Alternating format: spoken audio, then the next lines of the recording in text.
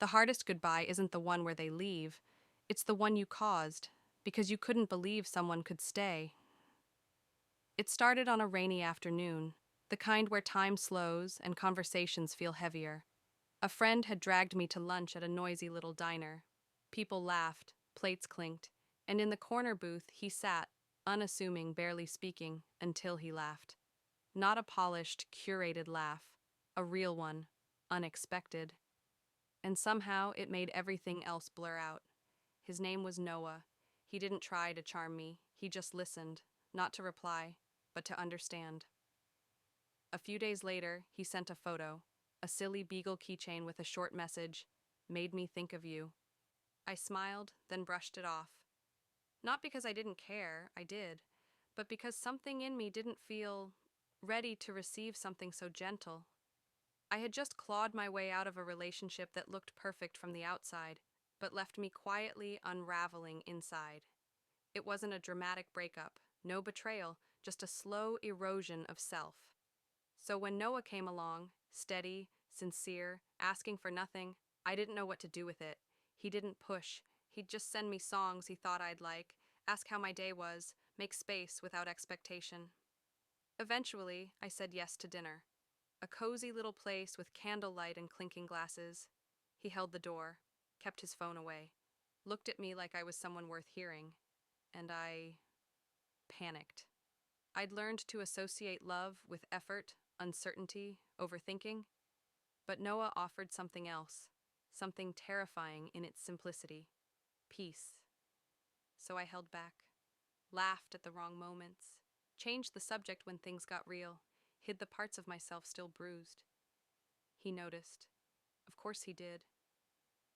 One evening, after dinner, he stopped walking, looked me in the eye, and said, "You don't have to hide with me. I'm not here to hurt you." I smiled. I said nothing, because a part of me still believed kindness came with a catch. Then came the rooftop, twinkling lights, soft music, the kind of setting you imagine when you think, maybe this is it.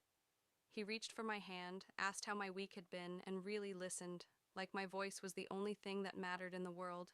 Then he said it, quiet, unwavering, "I care about you." And I shut down. I laughed, deflected, said, "You're amazing, but I'm just not ready." I watched his face fall, just a little. His smile stayed, but his eyes dimmed.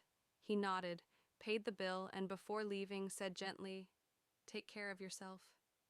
And just like that, he was gone. I sat there telling myself I'd done the right thing, that he deserved someone whole. But deep down, I knew I wasn't protecting him. I was protecting myself. From being seen, from being known, from being loved without having to earn it. That night, I checked my phone. No messages, no memes, no little reminders of him. The next morning, still nothing. Days passed, then weeks. And one day at the market, I saw him, across the street, holding someone else's hand. She looked at him the way I never let myself look, and he looked free. He didn't stop caring. He just stopped waiting, because eventually people choose peace, and love doesn't always leave in anger. Sometimes it leaves in silence, when it realizes it will never be fully received. So if someone sees you, truly sees you, and your first instinct is to run, pause. Because sometimes "I'm not ready" isn't the truth, it's fear. And sometimes the person you let go is the one who would have stayed, if only you'd believed you were worth staying for. Would you like me to generate a voiceover pacing guide or turn this into a storyboard for video production?